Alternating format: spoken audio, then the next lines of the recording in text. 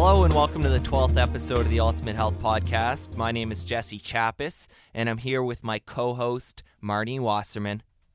Today we have Joy McCarthy on the show, who is a friend of mine, a colleague in Toronto. I've known her actually for years, and it's just nice to see her business grow over the years, and both of us in Toronto, focusing on different areas within the healthy nutrition world. And today we get into a little bit about Joy's healthy living lifestyle, some of her favorite foods and how she eats, and her nutrition and health journey, as well as skin health. Yeah, we get into various skin topics such as different products that you can use. We get into guys taking care of their skin. We even touch on cellulite, which is a really controversial topic and one that people are interested in. So there's definitely a lot of value, a lot of great tips for you guys. And we also talk about some of the best foods and food products for your skin, because that's essential as well too, is what kinds of things should we put into our mouths and on our body for really amazing, supple, soft, glowing skin. So be sure to head over to ultimatehhealthpodcast.com/012 for today's show notes, and head over to joycehealth.com. Check out Joy's website and see what she's up to. Have a fantastic day and enjoy the interview. Hello, Joy, and welcome to the Ultimate Health Podcast. How are you doing today? I'm fabulous. How are you? We're good. Excited to have you on the show. Yeah, I'm excited to be here.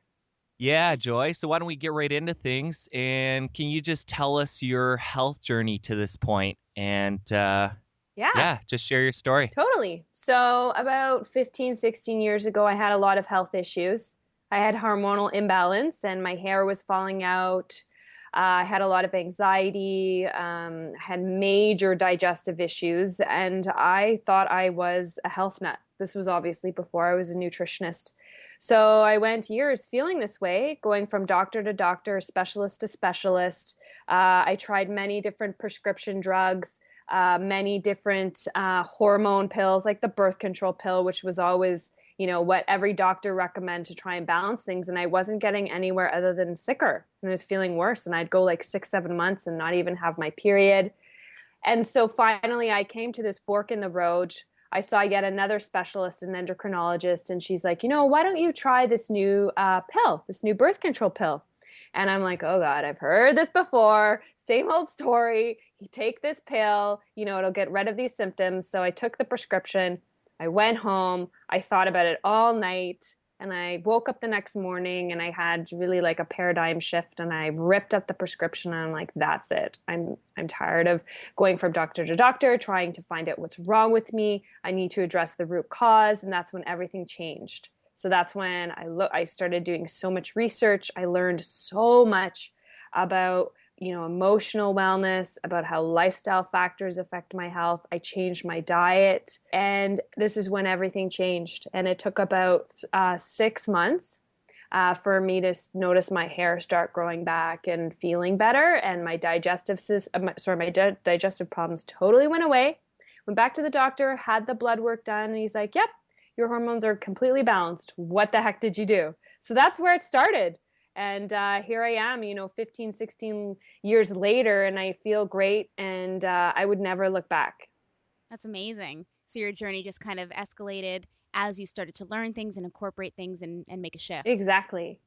So, and how did your diet play a part in that? Did you change the foods you were eating from 15, 16 years ago to now? And what were some of those major shifts? Absolutely. And it's always ever evolving. But, back then, some of the big changes were, I was really your typical calorie counter, fat phobic. I really didn't understand the difference between good fats and bad fats. And even though, I thought I was really healthy, I was just eating too many of the same foods. I loved my soy milk and I used it every day for years. And I loved my bran buds and my blueberries, and I had like the same breakfast all the time. And I, ate like too much dairy. So, I had too many foods, too many common food sensitivities that I was just eating on a daily basis. And that was a really big change for me to come to that realization that, even though these foods can be healthy for some people, they were not healthy for me. That's a good point. We all have individual genetics, and it's important to test these different foods and see what makes you feel good. And like you did, get the testing done by a reputable doctor and make sure that our levels are all in check. Exactly. Because, the nice thing is you can do an elimination diet to figure out, what you're intolerant to. But sometimes it's nice just to, have a food sensitivity test done. And, it can be expensive. That's why an elimination diet can be much cheaper. But obviously doing a food sensitivity test, you can find out right away. So now today, what does a typical day look like for you in terms of meals? Like what do you go to? It really changes every day. I really, make variety a priority in my life. And so, for example, today I actually made, it was a little more fancy today. It sounds fancy, but it's not fancy. We had some sprouted French toast. So we used like organic eggs and had some coconut butter. And so on weekends when we have a little bit more time, that's what we'll typically have at breakfast, like either pancakes or scrambled eggs or a French toast. And so, overall, I would say my diet is predominantly plant-based. But I eat things like organic eggs, I eat fish, I eat chicken once in a while. But, if you looked, the easiest way on my Instagram, for example, I love sharing photos of food that I eat. You'll notice that usually 50% of my plate is made up of plant foods, like vegetables. So certainly plant-based. And I just find that I feel the most energized that way, eating good fats as well. I always love having like some sort of big, raw, beautiful salad at least once a day. And in the winter, I add other things that are, for example, I might add like roasted beets to it or roasted sweet potatoes. So even though I'm still eating salads in the winter, they change. They're different than they are in the summer. And eating seasonally, which I know you guys do too, is so important. Eating what's in season helps you eat more variety as well. That's a good point. Oftentimes our diets switch over the years as we become more aware of what works with our body. It's for Marnie and I, and I guess for you too now, it's all about feeling out at that time of year or at that stage in your life what feels right. Yeah, and really listening to your body. And I think most people really don't know what their body is saying, and that's why I often recommend doing a food journal, tracking how you feel energy wise, emotional wise, digestive wise after eating a meal. And that really helps you become in tune with how food makes you feel. Because I think most people are really disconnected. And when they do that, really helps them get in tune with what their body is saying. So to summarize it up, it sounds like you're big on the whole foods, also quality foods. Yes. You mentioned like organic eggs, and it sounds like you're all about getting the best quality stuff you can get. Exactly. Qualitarian, as the cool kids are saying these days. Yeah, we just had Samantha Gladish on the show. Oh yeah, that's a while back. That's so funny. She's the one that always says that. And it's so true. Quality whole foods, like buy foods that don't come in a package. Buy one ingredient foods and make your meal out of one ingredient foods, and you never have to worry about anything. Honestly, with diet, looking at just diet, if people made that simple switch, that would cover like 70% of eating a healthy diet, just getting rid of all the processed foods. It's so true. So Joy, you talk a lot about your diet, and it sounds like you've really nailed down an amazing routine. What about supplementation? Are you taking any regular supplements to make sure you're getting a well-rounded nutrition daily? Yeah, totally. And also my supplements, I tweak them also depending what time of year it is as well.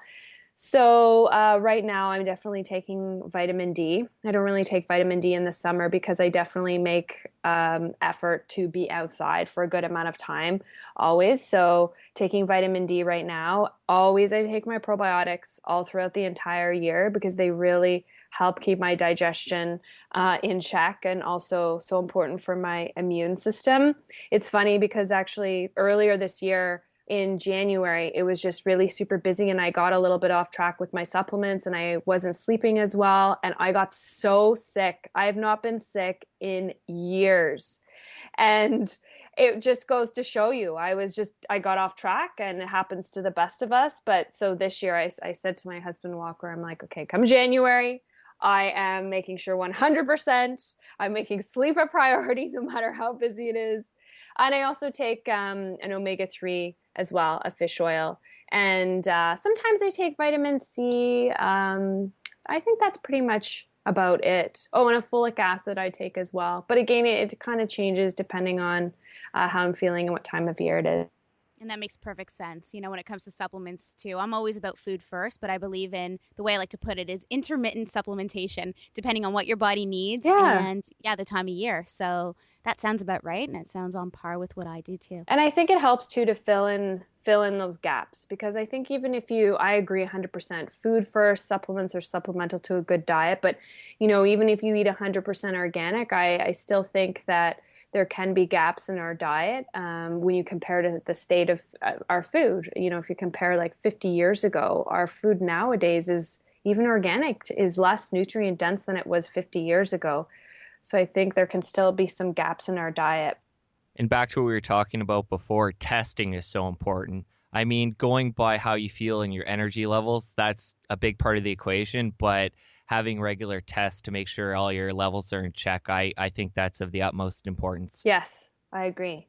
So let's get into one of your passions, which is skin and beauty, and now here we are in Toronto, or in Canada, shall I say, both of us. So we're going through the winter season, but Oh. anyone who is experiencing cold weather, I'm sure, has some hopefully not too bad, but detrimental effects on their skin. So why don't you share with us some of your, you know, passions and, just what your learnings over the years around skin health?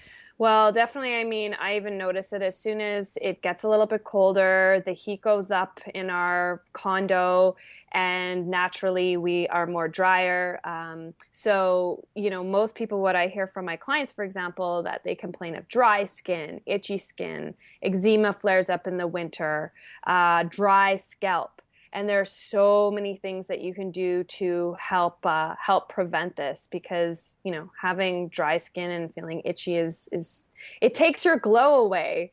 And unfortunately, where it is colder, and even if you're there's still a lot of people who don't have to suffer through the cold winters like we do. People who live further south, and they still deal with dry skin issues as well. So the nice thing is there's so many natural solutions so that you don't have to suffer. I used to have terrible eczema actually in my teens and throughout my 20s. My knuckles would like crack and bleed. And it was very, very attributed to stress and to diet as well. Yeah, I have the same problem. As soon as not even winter weather, as soon as like early fall, cool weather comes in, my hands start drying out. And it's a problem I don't face at all during the summer and warmer months. It's funny how quickly that can switch on you. So true. And I think, another part of it is just having like people have a much hotter showers in the winter. And I always say, as soon as it's cold, that doesn't mean you should, have near boiling water when you have a shower. Like your skin shouldn't be bright red when you get out of a bath or a shower. That's too hot. And that really strips away the natural oils on your skin, especially if you don't have a chlorine filter in your bathtub or in your shower. That really strips away the oils and makes your skin very dry. That's a good point. We're big on having a shower filter to remove that chlorine and have the most pure water. Well, we do for our drinking water and for the water in the shower. It's just of the utmost importance. Yes, agree. So what would you say are some of the most common conditions that people experience? I know you mentioned eczema. What else are some of the top ones? Yeah, and I mean, any time of year, really, a lot of people suffer from acne, psoriasis, dry skin patches. I'd say dry skin is probably the most common thing that I see in my practice, and just questions that people ask me is just dry skin and how and dull skin. Like a lot of people say, their face just doesn't look as vibrant as it did when they were younger. And there's simple things that you can do to make a really big difference. And there's some people that have this from day one. Like I know some people who are suffering from eczema and psoriasis from birth on, and then Yep. and then a lot of people develop it over time. Do you have anything to add to that? Yeah, totally. I've definitely worked with parents, for example, who have infants who have eczema. And, one quick solution, actually, I had one client and it cleared up her baby's eczema in like 2 days, was just giving the baby an infant probiotic. And that really, really helped with the digestive health and really helped with the eczema. So sometimes it's just about simple solutions and also changing the products that you use on your skin, because I know we're going to talk about this in a bit, but some of the products out there on the market are just so harsh, and it's so crazy that there's baby products that are just full of chemicals that you would not want to put on your body or on your child's body either. Yeah, you mentioned earlier the hot water stripping the natural oils from the skin. I've often wondered, with these special, even natural facial cleansers, are these a good thing, or are they taking away that natural moisture from the skin? Well, I think everyone's skin type is different, so you have to find out what's best for you. Just because it's natural, though, doesn't mean it's going to work for you. I'm really big on like finding like a holistic esthetician, and if you're not really sure where to start, and meeting with them and asking them what they recommend for your skin, trying different products. There's so many great stores in Toronto and everywhere, all over North America, where you can go in and you can find the cleanest product and just get a sample and see how your skin reacts to it. But I personally definitely change up what I cleanse my face with from the summer to the winter. Like in the summer, I use a foaming face wash, and in the winter, I use like a coconut milk based cleanser, just because it's more moisturizing and nourishing. Yeah, some people are just so out of tune with the products that they're using on their body and how it affects their skin health. It's so apparent. Unfortunately, we're, living in a world where every single day or every single store we go to, and, some of the main drug mart stores, there's so many options, and all of which are mostly toxic. Yeah, it's so true. It's so unfortunate. And just going back to, I just want to make one more point about just how the dietary effect. You mentioned probiotics from an early age can really help. And I know that also sometimes gluten and dairy intolerance can Yes. be a really big thing. Like I know that there's some people that I've worked with and not even focusing so much on skin health, but just when it even just comes up in conversation, I say, you know what, just take that out for a little bit and add in a probiotic as well. Mm-hmm. And that also does works miracles. And then from there, go into some of the topical stuff that, yes, now I want to get into that with you. Some of the recommendations you have with what you would recommend for some of the topical, actual products, or what people can do, and oils versus creams. Yeah, but that's such a great point, Marnie, about, having people take a break from the common food intolerances. And, there's lots of people who might not agree with trying that as a solution. But what I always say to people is, just try for a week and then evaluate how you feel. There's no harm in doing that. Just if you love your coffee every day and you're always having cream, switch to coconut milk cream and just see how your body feels. And I'd say 100% of the time, as I'm sure you guys find as well, people always say, wow, what a difference. Even if that's the only dairy they have on their diet is the cream that they put in their coffee, even just changing that out. If you are sensitive or intolerant to dairy, like most people are, it makes a really, really big difference. It's so true. And as long as people find what pleases their palate that's similar, I find that's people's biggest challenge, especially with coffee, as you just mentioned, is finding that perfect consistency, and that's not too strong. So once people find that, then they're more likely to make the switch and actually change up their daily routine. And I love that. I love that as a solution instead. Instead of take out this, remove that, don't eat this, don't eat that. I think focusing on taking a positive approach more to it, with your clients and with people who are listening. Okay, you may eliminate cow's milk products for 2 weeks, but then there's other stuff that you could add in so you're not missing it. You're still getting that texture that you like, the taste that makes your coffee, if you drink coffee, taste so creamy and delicious. So, always add something in to replace whatever you're taking out. Otherwise, you're going to feel like you're on a diet and you're going to feel like you are depriving. That's a great point.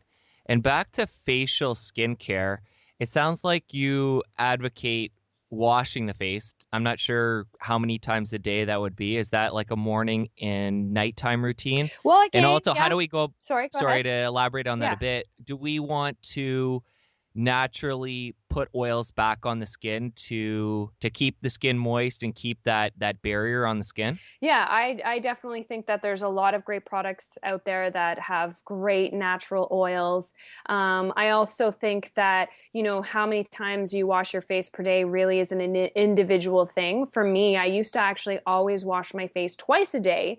And then maybe only like a year and a half ago, I had a facial, like a natural holistic facial. And And, you know, I've always struggled with drier skin. And she's like, why are you washing your face twice a day? And I was like, I don't know. Why am I? I wash it at night to take off any makeup I'm wearing, and then I wash it again in the morning. So now I only wash my face once a day. So at night before I go to bed. And I put, you know, good oils on my skin, and it really, really made a difference. And even for people, I think especially for people who suffer from acne, this is a common thing, that they think that they need to be constantly washing their face. And then what happens is they're really stripping away those oils and drying out their skin, which makes it even harder for any like toxins or bacteria to actually get out of the skin, because when it's so dry, it's less porous. The skin, it makes it harder for you to improve your skin health when it's so dry, and yet suffering from acne at the same time, which is, you know, what happens to a lot of people: dry skin plus, you know, acne prone skin. Yeah, and people also find that, I know that even myself going through skin issues throughout my life too, is knowing that balance between the oil and not oil, and the thought of putting oil on your face when you feel like you're oily. It's kind of scary, isn't it? It's kind of scary. Yeah. But nowadays, yeah, like I just, you know, and I definitely tend to go towards the dry side overall in winter, but dry skin doesn't necessarily mean that you're not still going to produce oil on your skin. So I find that when I put on oil, even if my skin feels oily, it's actually dry inside and it will soak up that oil. Yes. So it's a really tough concept to kind of get your head around. But once you start doing it, now like putting on like a beautiful like serum that's made from like camelina oil or sea buckthorn or any of those things, it's so nourishing. Yeah, those are great ingredients.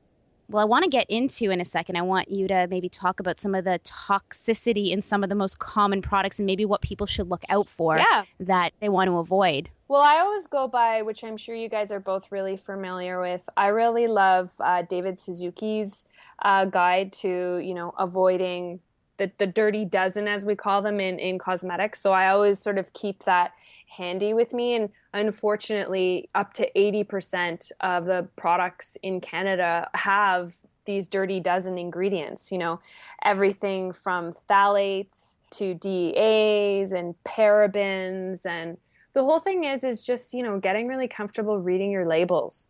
And I always suggest, you know, just Google David Suzuki Foundation, Dirty Dozen. You find the list, you print it off, you have it in your wallet. Anytime you're shopping for any product, not just a product for your face, but say shampoo, or if you like body wash, just make sure that it's free of those chemicals. Of course, there's chemicals being developed every single day. The cosmetics industry is really not regulated, so you're not always going to know what every chemical is when you read a label. But I think a good place to start for the average person is to start with avoiding products that contain those dirty dozen. And then also, I'm sure you guys use this too, but the Skin Deep database on ewg.org. Yeah, that's a great database. Yeah, so for someone, you know, there's lots of people who don't know what products to use, and they may think that this natural cleanser they're using, you know, is great because it has a green label and it says natural. But if you go to ewg.org/skin deep, you can type in any product you have, any personal care product, and it gives you a rating of 1 to 10. 10 being do not use this product at all. It's poisonous, pretty much. Well, of course, there's nothing poisonous, and 1 being this product is safe for use. So I would say, you know, stick with anything under 5, even less. Even the less than that, like I wouldn't use a product that was rated a 5 personally. Stick on the low end for sure. But it's nice because you could check everything. You know, there's Revlon products, Maybelline, CoverGirl, all those types of brands that the average person is using. You can look there. And I think this is also really great for people who are already very healthy and eating well. I think this is kind of the next step for a lot of people, is cleaning out their beauty products. And they're eating well, they're taking care of their body, but then this is just, you know, sort of the next phase. That makes a lot of sense.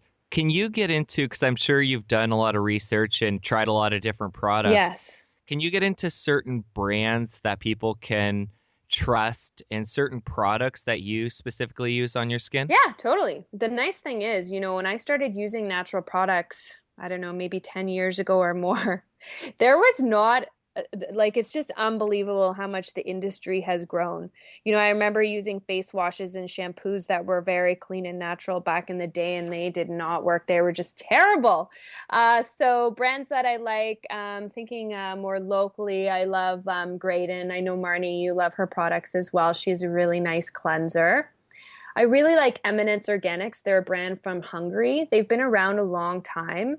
And I actually stumbled upon, have you guys heard of Eminence before? I love M&Ms. Yeah, It's so funny you brought that up because it is hard to it find. But is. when I was in Whistler a couple years ago, I got a facial and they used this delicious food-based product on me, and I discovered M&Ms. They're amazing. And oh my God, it's I want to eat I it. know their stuff is amazing. Actually, that's exactly how I found out about it too. Not in Whistler, but I had a facial, I don't know, maybe 3 years ago, by a holistic esthetician up north, where my parents were living, and she used all eminence, and my skin. I just couldn't believe the difference. Like, I was already eating really well, and I came out of there and I was like, my skin has never looked this good. So they have an amazing. So in the winter, I love their coconut milk cleanser. I don't know if you've tried that one before. No, I Oh, haven't. it's so good. It just you're hydrating your skin. But then in the summer, I love using Consonant, which is a local brand in Toronto, but you can buy it online. Consonant is a very clean brand, and they have a foaming face wash, which I love in the summer when my skin is just naturally more oily. It's warm outside, you're sweating. They're really great. Green Beaver, another great Canadian company, and they make everything from like moisturizers to shampoos. They're really great, and deodorants as well. And of course, at Joyous Health, we have a lineup of natural health products as well. Sorry, natural beauty. We have like a body butter and a deodorant, and just all like really, really clean. Are there any brands that you guys love? There's always so many brands. It's hard to keep up. I think you listed off pretty much all of the ones I use. There's only one other one I would maybe throw in there. That's the sea flora. Oh, yes, they're fantastic. Yeah, the seaweed based stuff. And I think that one, like Eminence, is more spa specific. Yeah. It's very hard to find those in generic health food stores. Where else would Eminence, like, where do you get it? Do you purchase it online or do you get it at that specific spa that you have gone Well, to? so my parents were living up in Owen Sound and they just moved about 2 months ago. So my mom would just always pick it up for me from that spa. So I haven't actually had to replenish anything. So I'm thinking I'm just going to go online. I know there is a store. Someone told me there's a store in Rosedale that sells the products. But what I would suggest people do is just Google Eminence. And I'm sure you can find, there's lots of online retailers that would sell their products, but usually it's at more sort of high-end spas. And also they have this amazing strawberry rhubarb serum. I swear that stuff takes like 5 years off your face. It's amazing. You just put like 2 drops on your face before going to bed. It's really great, especially in the winter. It's just so antioxidant rich. And another thing I just love talking about products. Consonant has an amazing face mask. Their DHE face mask. It's like clay based, but it's not drying at all. I don't know if you've tried that one. Have you tried that one, Marnie? No, haven't tried that face mask, but the one that Jesse and I have tried a couple times now is from the Redmond Clay Oh Company. yeah. We've tried their like natural clay, and it's like, oh my God, it grips your whole face when it dries up, and it's, That's the thing with clay, right? It feels like it's yeah. drying out your skin, but it's so good for like bringing out the impurities. And yeah, I love doing masks every once in a while. And of course, you can make your own stuff too, which is nice.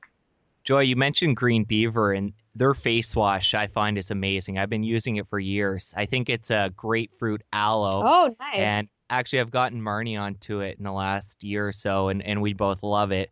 And I think that's a good brand that people will be able to access at most health food Yes, stores. I guess at least here in Canada, we see it all over the place. So Green Beaver's fantastic. They're so committed to clean and they're EcoCert certified, and the owners are just amazing, amazing people, husband and wife. And when you see their label, that is absolute assurance that you're buying a clean product. I've actually not tried that face wash, but it sounds nice with the aloe because aloe is so soothing. oh yeah, it's very mild, and I'm with you. I wash my face just one time a day, and this doesn't really dry my face out. So it's an amazing product. Well, it's good to hear But I'm you not. as a guy are washing your face. I just recently caught my husband Walker washing his face in the summer. He's always just like, he's like, yeah, I put water on my face. That's how I wash my face. So he's using a clean product called Schaf. I don't know if you guys have heard of that one, Yeah. SCHAF. And Okay. he loves it. So he's now washing his face. It's a big deal because most guys are, they don't really think about taking care of their skin, but his skin looks amazing. Great. Good to know. I'll have to look that one up. So, Joy, I'm not sure if green beaver is found throughout North America, like in the States. Is there another brand you can recommend that people will be able to find really accessible, that's really That's clean? all over.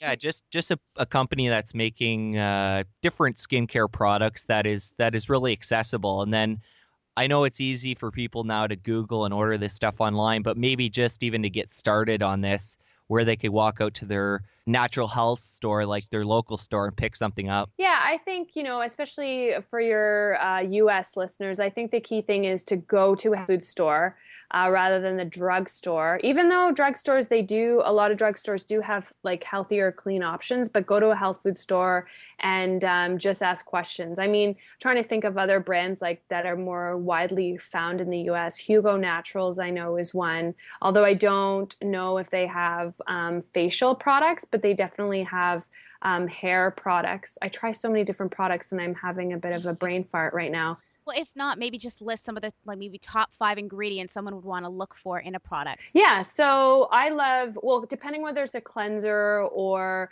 okay, so say you're looking for like a serum or something, or a really heavy duty moisturizing cream. I think you want to look for creams that the main ingredient is oil.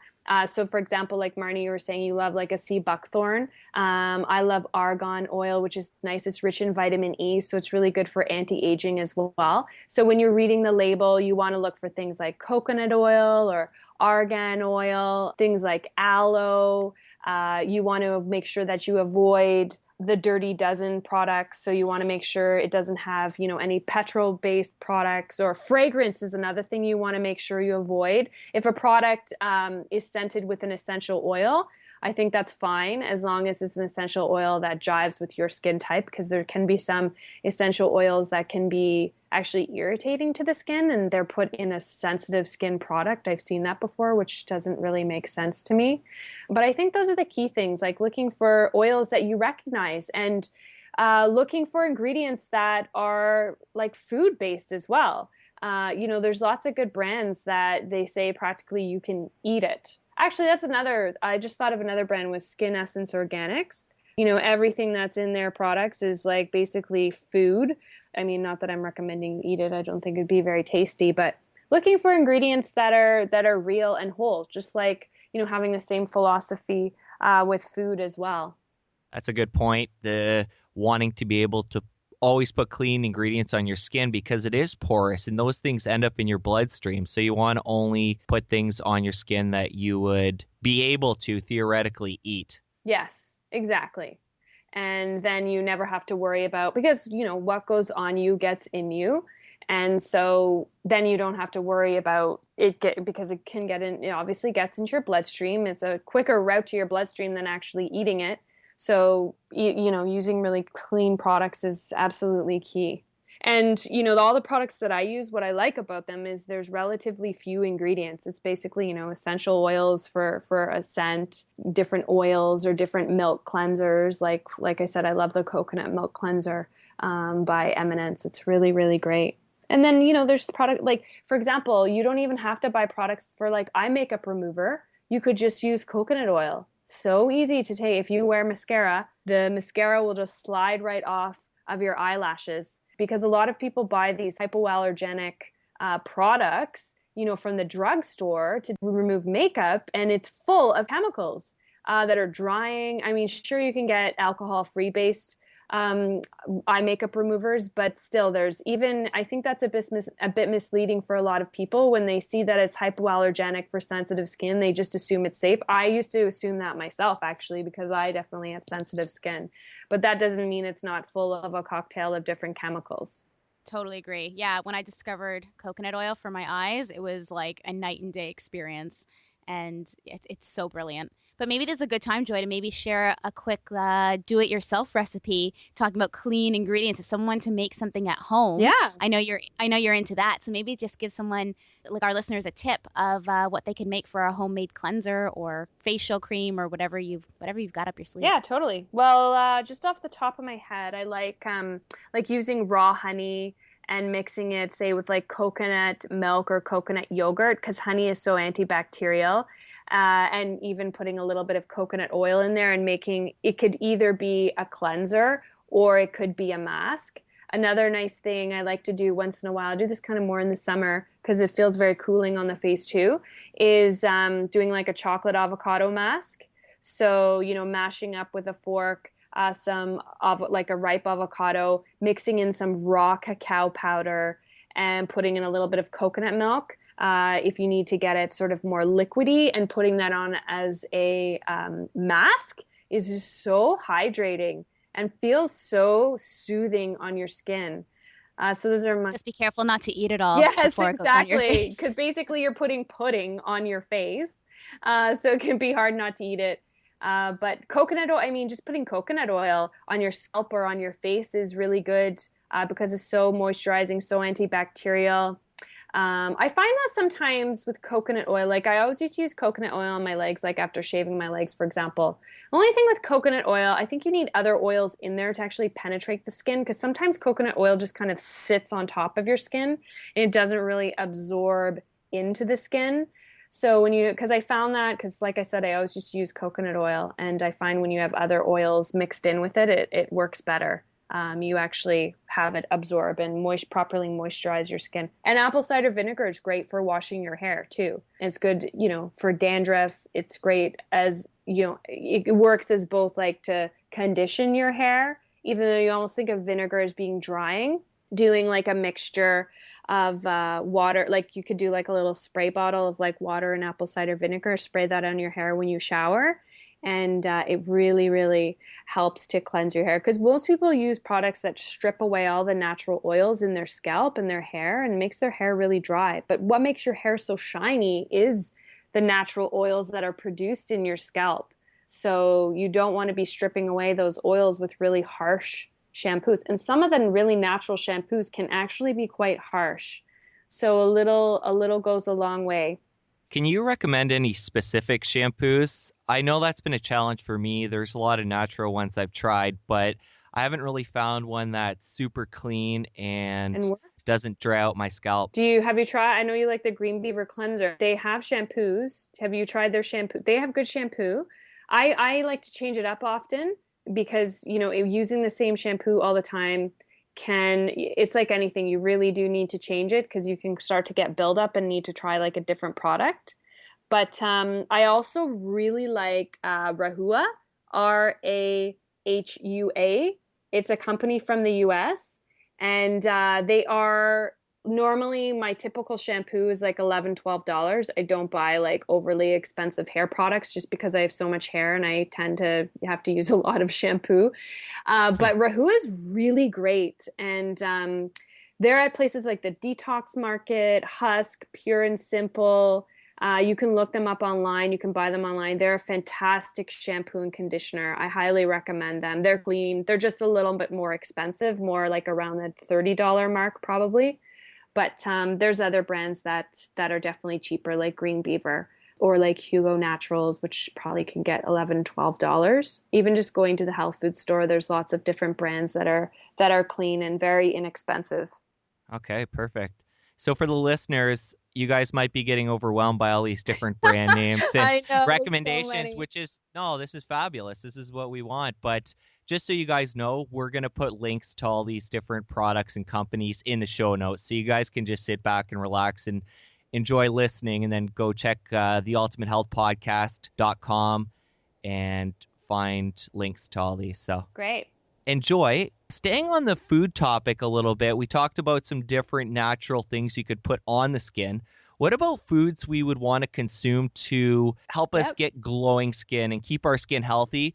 And are there any foods we want to avoid? I don't know, off the top of my head, maybe deep fried foods or really sugary foods. Very inflammatory. Yeah, so that is a great question.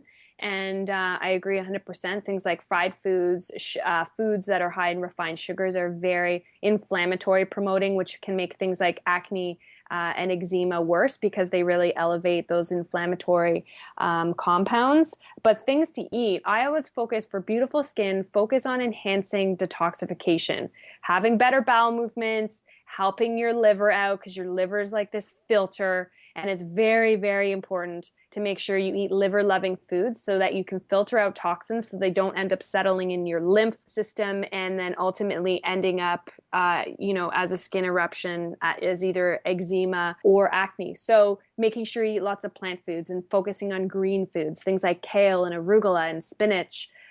Green foods are really detoxifying. They're high in fiber, high in chlorophyll, so they're very blood cleansing.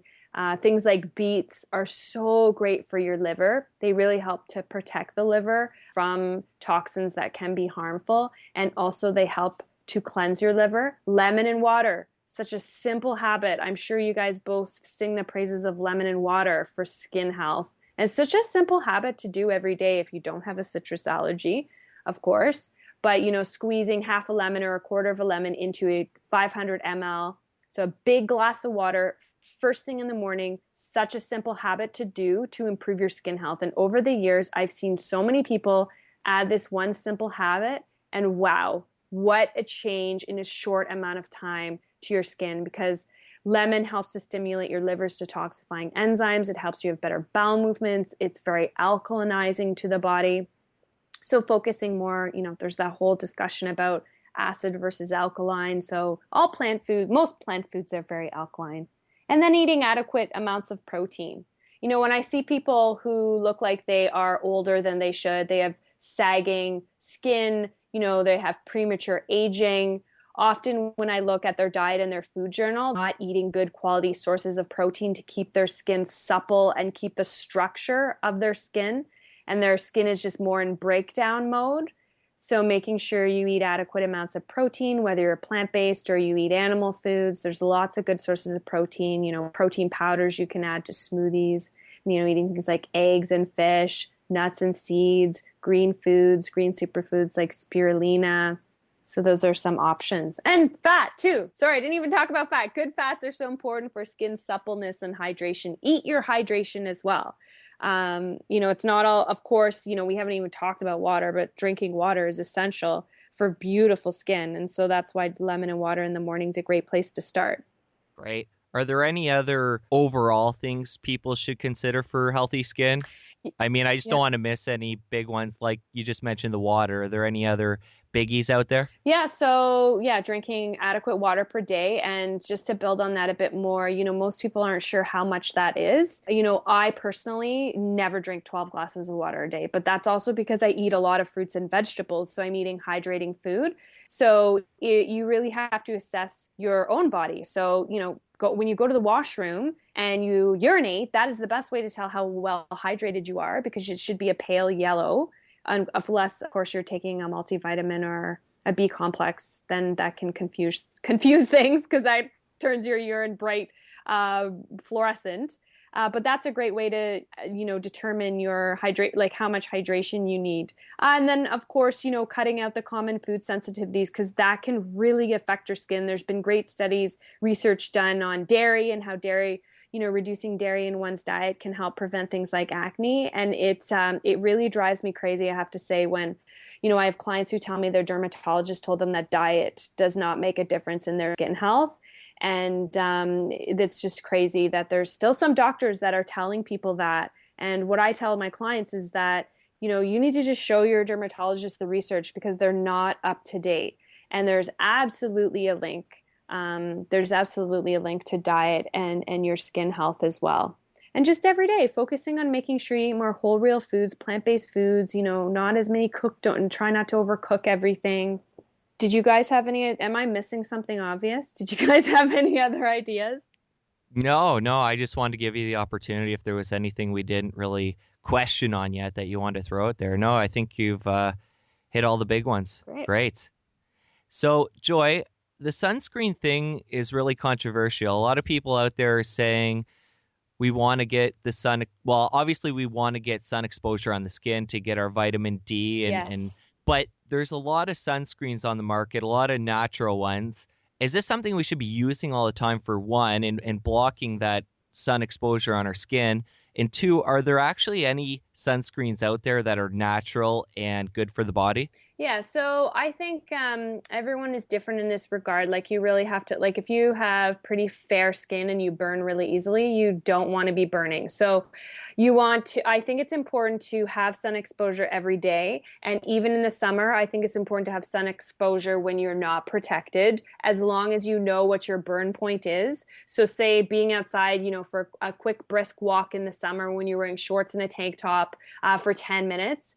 Just to make sure you get adequate sun exposure is fine. But then if you're out, for hours on end, then definitely wearing a good sunscreen is important. And the nice thing is there are so many good products out there that work and don't have, because sunblock is the typical sunblocks out there are pretty brutal in terms of the chemicals they contain. I can't remember if it was Environmental Working Group no, it was the CDC, the Center for Disease Control, did a study. I may not get this exactly right, the percentages, but they did a study on thousands of people of various ethnicities, geographical regions, ages, different sex, and they found that I think something upwards above like 80% of people had the main sunblock ingredient. I think it's oxybenzene or something. I can't remember the exact chemical name in their blood and urine. It was like some like astronomical percentage. It was pretty scary. And what's just nuts about that is that there are so many clean options. Like, I love Consonant has a good sunscreen called the Perfect Sunscreen, and it's non-nano particles. So like zinc oxide, titanium and dioxide. So it works really well to block out the UVA and UVB rays, and it doesn't turn your face white, because that's what a lot of natural sunblocks, I'm sure you guys have experienced that, turns your skin pretty much white, and it doesn't, it looks like you have a white film over your face, the zinc oxides. So they're, of course, more safe, but they don't really look very sexy if you're, going out for the day and you look like you have this white film on your face. Green Beaver, of course, has great sunblock too. And they, of course, we know we can find them all over Canada. And I'm sure that they ship into the US as well. Yeah, I don't know quite if they ship into the US, but I found something in the US. Now I'm trying to think of the name offhand. It is, oh, it's so beautiful, and it's got the zinc in it, but it's so light, and it feels like a moisturizer. It's also got MSM in it. That's why too. Great. I can't think of the name, but if I find it, I will put it on the show notes for sure. And it's beautiful. And that, I think I even found at Whole Foods in the US. Oh, good. So that's a beautiful one as well. And then the other thing, just to add to that, is there's been some good research just showing how upping your antioxidant intake helps protect your skin from the UVA and UVB rays longer. So when you have meaning eat lots of brightly colored vegetables and fruits, and this helps your skin's natural protection from being burned. Yeah, another connection between diet and skin. Definitely. That's a great point. And important for kids too, because kids can burn so easily, and those really bad burns when they're young is not good for increasing their risk of skin cancer. We just mentioned MSM. Elaborating on that a little bit, is that something you have found with your clients? No, you know it what? Helps the skin, Yeah, or what are your thoughts on that? It's funny you ask me about this. I feel people ask me about this all the time, and this is not a supplement I really use in my practice. I guess I just focus so much on probiotics, getting enough fish oils, but I know it can be really, really helpful for skin. So if you guys have had some great results with clients, please do share with me, because I'd love to hear more. Yeah, and I've also found with patients in my clinic, it's excellent for joint health. Yes, so it's just an all-around amazing supplement. The only thing about it is I would recommend for beginners taking it in capsule form, because it does have a really, really unexplainable, soury almost taste to it. It's really hard to mask if you throw it in your smoothie. I totally or whatnot. heard that. Yep. It's funny. There's just so many amazing products out there. It's just so great. We're so lucky in this day and age that we have such a large variety, and health food stores are everywhere. And if you don't live in a big city, the great thing is, if you live in a small town somewhere, The nice thing is you can get these clean products online, because that's definitely something I hear from people that do live in small towns is they're like, you know what, Joy, I can't walk down the street and buy a clean organic shampoo. But the nice thing is there's lots of ways to get this stuff online, and sometimes buying it online is even cheaper. For sure. And yeah, just back to quickly, the burning of the skin is two natural products that we've mentioned a couple of times is coconut oil and aloe, which are brilliant for after you've been in the sun. And let's say you are pale skinned, such as myself and Jesse, And a me. little bit, and you. But, when I tan very well. But in Yep. the beginning stages, for sure, I definitely get a little bit like the first days of the summer. Yeah. But aloe and coconut oil, just for listeners out there, like put that stuff on your skin afterwards. So and soothing. It's so soothing. And by the way, coconut oil actually is a natural sunblock too. I wouldn't waiting for you to say slather something like that. Yeah, I wouldn't slather coconut oil and go out for like 8 hours. But if you're out for a little walk, I forget what the SPF is. It's not. I don't think it's over like 10 or 11 SPF. It's low for sure. But coconut oil, I know people, I've actually made my own sunscreen before. I just totally remembered that now. And the base actually was coconut oil. So I wouldn't rely on that for a whole day, but it's nice, right? That it does have a natural sunscreen effect to it. Absolutely. So, want to get into another area, from a woman's perspective, and definitely a sensitive spot. But people want to know is cellulite. So, Yes. do you have some tips for working with that, and what would you recommend to people? Well, I can speak from personal experience because in my 20s, I totally had cellulite on the back of my legs. And I don't now, or at least my husband's never told me when I'm wearing shorts, hey, you have dimply thighs. But I personally don't think I do. And I think so much has to do with diet and not eating junk foods and fried foods and having not getting in any toxicity, basically. I also really recommend dry skin brushing. So dry skin brushing really helps to stimulate the lymphatic system. It helps to move waste products through the body. It also helps to slough off the dead skin cells. I don't know about any scientific research done on cellulite as it relates to dry skin brushing, but I know for myself and from hearing from other people who do it that it can definitely help with cellulite. But I think the number one thing for cellulite is making sure that you eat a wide variety of vegetables and fruits, and make sure that you eat foods that help the body better detoxify, so that cellulite, and of course it can be genetic, right? Some people just genetically have more of it, but then oftentimes genetically, people follow in the footsteps of their parents and what their parents' lifestyle habits and dietary habits. So eating a whole food-based diet is really key.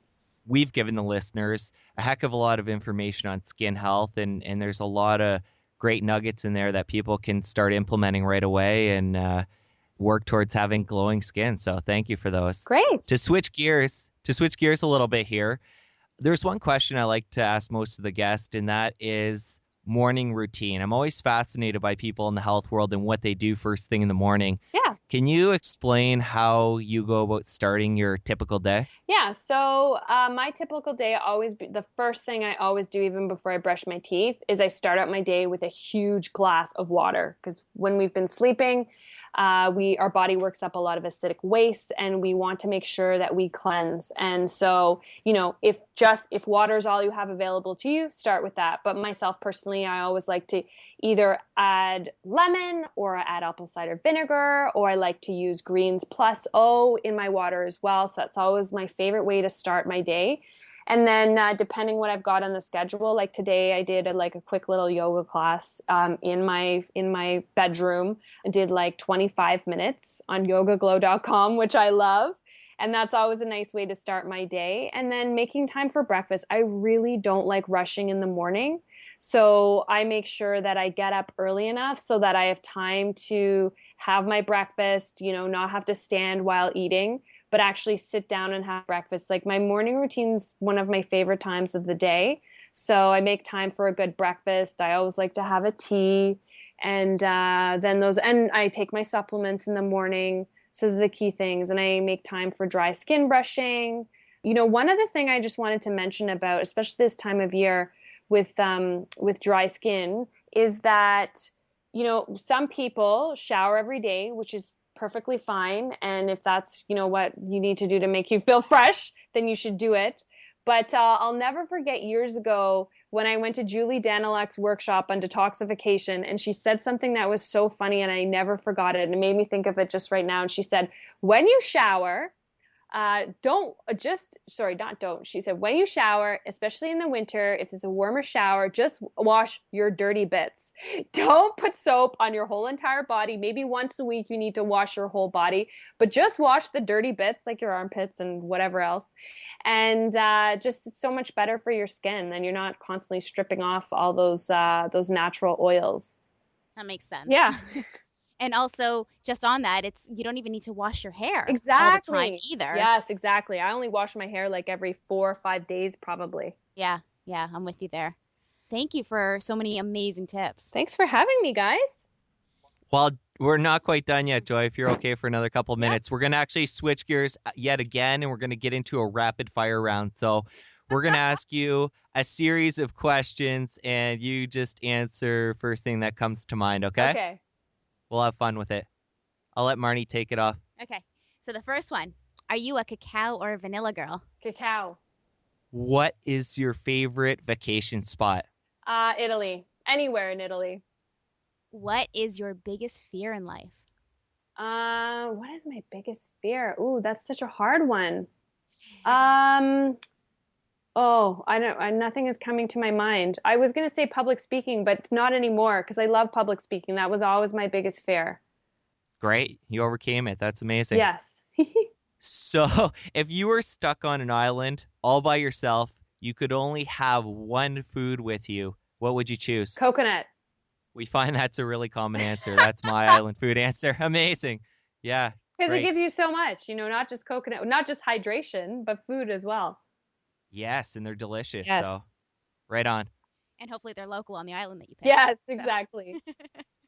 So what is your astrological sign? And if you know, in maybe a couple of words, what does it say about you? Capricorn.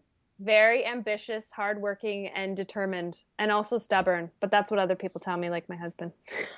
I hope he doesn't mind that you brought up his not maybe newly, but somewhat newly included face watching routine. I don't care. I'm with you, Walker, so it's all good.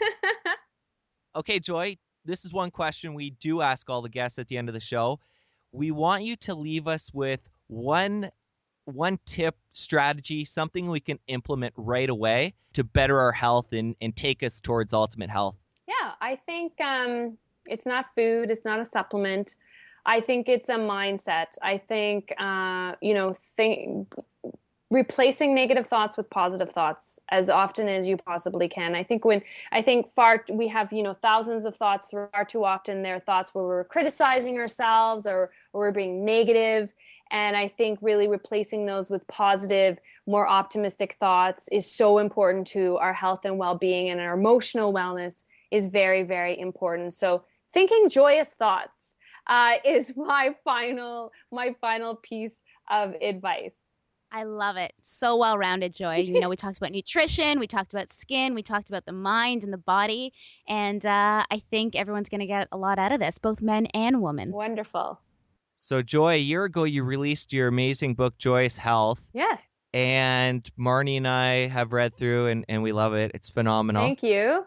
So, can you tell us a little bit about the book and tell us where the listeners can go to connect with you and read up on a little bit more about you? Definitely. So my book is called Joyous Health, Eat and Live Well Without Dieting. You can find it on Amazon.com or in any of your local bookstores. And basically it's a celebration of delicious eating. The first half of my book is all about healthy lifestyle. It's sort of the educational but yet entertaining piece and very engaging. And the second half of my book are all the delicious and very nutritious recipes that are really easy to make because I focused on using ingredients that are easy to find, not overly expensive. You can go to any major grocery store and find them. And then for connecting with me, I have a website, which is joyoushealth.com. So JOYOUS health.com. And that's where I have lots of recipes and articles and tons of inspiration. And we also have a lineup of natural beauty products too. And then you can connect with me on Twitter, which is @JoyousHealth, on Instagram at Joyous Health, and also on Pinterest at Joyous Health. And we have a YouTube channel as well, which is Joyous Health 1. But we funnel all of the videos that I share to the website as well. Perfect. Well, be sure, guys, to go have a look at Joy's work online and pick up a copy of her book. It is very informative and it's very beautiful. Thank you. You guys put together a really visually appealing book. Thanks very so nice. much. Thank you. I really appreciate it. Well, real food is so beautiful just on its own. You barely have to do anything to it. Your book's fantastic. Thank you. Thank you. We've given so much value to the listeners here, and we both want to thank you very much. Great. Thank you. Well, thank you guys for having me so much. You had really, really good questions. Good. It was our pleasure. Great. Okay, Joy, take care. You too. So for the listeners out there, if you guys can do us a big favor, head over to iTunes, leave us a rating and review. That really helps boost us in the ratings on iTunes in the health category, and more people will find our show and get to receive this wonderful health message we're trying to share. So please go and do that if you haven't already, and have a wonderful day. We'll talk to you soon.